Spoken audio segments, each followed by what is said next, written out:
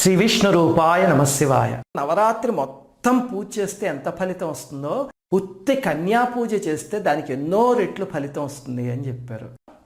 ఒక పళ్ళెల్లో ఆ బుజ్జి పాదాలు పెట్టి పాదయో పాద్యం హస్తయోర్ అర్ఘ్యం, పాదాలు కడగండి, అలాగే చేతులు కూడా కడగండి. చక్కగా కడిగి ఆ పాదాలకి పసుపు రాయండి. ఆ బుజ్జి పట్టులంగా వేసుకుని చక్కగా బులిబుల్లి పాదాలతో పట్టీలు పెట్టుకొస్తుంది. ఆ పిల్లని తలుపు తీసి ఆహ్వానించేటప్పుడు మీకు బాలా త్రిపుర సుందరి దేవి గుర్తు రావాలి. వచ్చేసి అమ్మవారు మా ఇంట్లో అడుగు పెడుతున్నారు, చక్కగా అమ్మవారు వస్తే బాలా త్రిపుర సుందరి దేవి ఎలా ఆహ్వానిస్తారో అలా తీసుకువెళ్ళి ఆహ్వానించి లోపలికి తీసుకువెళ్ళి ఒక ఆసనం వేసి కూర్చోబెట్టండి. ఆ ఆసనం రెండో ఉపచారం ఇక్కడ చూపిస్తుంది.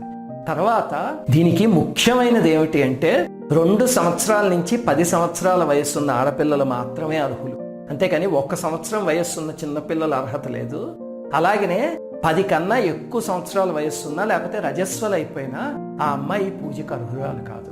ఆ మిగతా ఆడపిల్లల్ని మాత్రమే తీసుకొచ్చి పూజ చేయాలి. 2 సంవత్సరాల పిల్లని తీసుకోండి. ఆ 2 సంవత్సరాల వయస్సున్న పిల్లకి కుమారి అనే పేరు. ఈ పిల్లని పూజ చేస్తే కనుక అమ్మవారి స్వరూపంగా దారిద్ర్యం నశిస్తుంది, అలాగే దీర్ఘాయువు కలుగుతుంది అని శాస్త్రంలో చెప్పారు.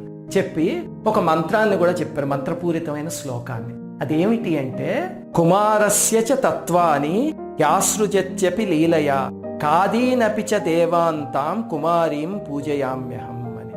ఇది ఈ శ్లోకం. మొత్తం 9 రోజులకి ఉన్నాయి. అంటే 2వ రోజు 3 సంవత్సరాల వయస్సున్న పిల్లకి చేయాలన్నమాట. ఆ పిల్లని త్రిమూర్తి అని పిలుస్తారు.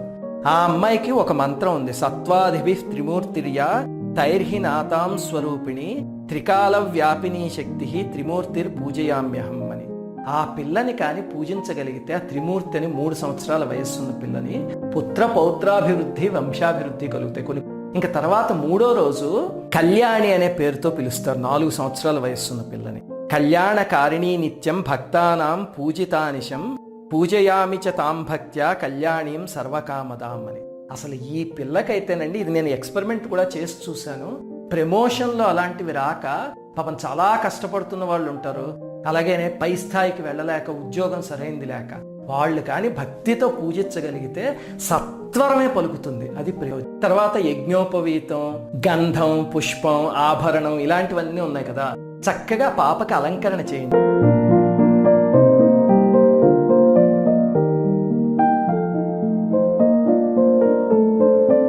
ఇప్పుడు మీకు వెంటనే కొన్ని అనుమానాలు వచ్చేస్తాయి. మొట్టమొదటిది, ఏమండి నేను ఈ దసరాల్లో ఏదో 4వ రోజు ఏదో రోజు చూశాను అనుకోండి, మరి మొట్టమొదటి రోజులన్నీ మిస్ అయిపోయినట్టే కదా అని. కాదు, దీనికి చేయడానికి 3 పద్ధతులు ఉన్నాయి. ఒకటేమిటంటే దసరాల్లో మొదటి రోజు నుంచి మొదలుపెట్టి ప్రతిరోజు ఒక కన్యను తీసుకొచ్చి చేయడం. రెండవది, ఏ రోజైతే మీరు మొదలు పెడుతున్నారో ఆ రోజు ముందు రోజు వాళ్ళందరినీ పూజించి అక్కడి నుంచి రోజుకొకళ్ళని పూజించడం. లేకపోతే మూడవది, సామాన్యంగా అందరూ చేసేది ఏమిటి అంటే అష్టమి రోజు చేయడం. అష్టమి రోజు కన్యా పూజ చేయడానికి ఉపయుక్తమైన రోజు అన్నమాట. అందుకని ఆ రోజు అందరు పిల్లల్ని 9 మందిని ఒకేసారి తీసుకొచ్చి ఈ శ్లోకాలు చదువుతూ 9 మందికి ఉపచారాలు చేసి ఇవన్నీ చేయొచ్చు. నైవేద్యం ఇక్కడికి వచ్చేసరికి చక్కగా పాపకి ఒక ఆకులోనో పళ్ళెంలోనో కొన్ని పదార్థాలతో భోజనం పెట్టండి. ఈ ప్రక్రియ అన్నిటికన్నా ఇంపార్టెంట్ కుమారి పూజలో. అసలు మీరు సరిగ్గా కానీ చేయగలిగితే ఇది మీ అదృష్టం. బాగుండ పాప మీరు నోట్లో పెడితే తింటానంటే ఇంకా మీరు బాలా త్రిపుర సుందరి దేవికి నోట్లో పెట్టినట్టే, అంతే, మీ అదృష్టం పండిపోయినట్టే ఆ రోజు. అసలు శాస్త్రంలో చెప్పిన సుదీర్ఘమైన ప్రాసెస్ ఏమిటి అంటే 52 పదార్థాలు పెట్టాలి అని. పెడితే ఆ పిల్ల ఏ పదార్థాన్ని అయితే మొట్టమొదట ముట్టుకుని నోట్లో పెట్టుకుందో దాన్ని బట్టి ఆ సంవత్సరం ఆ యజమాని జాతకం ఎలా ఉంటుందో చెప్పచ్చు. ఏ పదార్థాన్ని ముట్టుకుంటే ఏ ఎఫెక్ట్ వస్తుంది, అది పాజిటివ్ వస్తుందా నెగిటివ్ వస్తుందా మొత్తం అన్ని చెప్పొస్తుంది అనమాట, జాతకంలాగా. అలాగ అమ్మవారిని ఆవహింపచేసి ఆ పిల్లకి అన్నం పెట్టండి.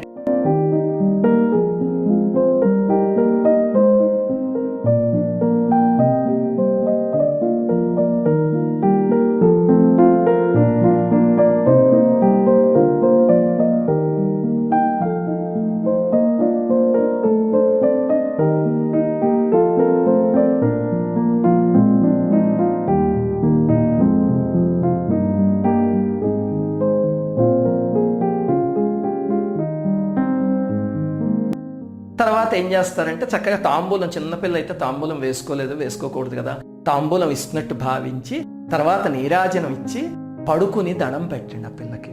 అంటే అదేమిటండి, అంత చిన్నపిల్లకి దండం పెడతామా? ఈ పూజలో పెట్టి తీరాలి. ఎందుకంటే అక్కడ పిల్ల కాదు, అక్కడ అమ్మవారు, గుర్తుపెట్టుకోండి. బాలా త్రిపుర సుందరి దేవి మీ ఇంటికి వచ్చి తలుపు కొట్టింది అనుకోండి, ఆ చిన్న బాలా త్రిపుర సుందరికి పెడితే ఆయుక్షీణం అండి అంటారా, కాలమే పడిపోతారు వెంటనే. అదే స్పృహతో చేయాలి పిల్లకి. ఈ కన్యా పూజకి 2 ఏళ్ల నుంచి 10 ఏళ్లలోపు ఆడపిల్లలు అర్హులన్నమాట. వాళ్ళకి ప్రీతి కలగజేయగలిగితే, వాళ్ళని అమ్మవారు అనే భావంతో పూజించగలిగితే అమ్మవారు వరాల జల్లులు కురిపిస్తారు అని శాస్త్రంలో రాసిపెట్టుంది. మాత్రే నమః.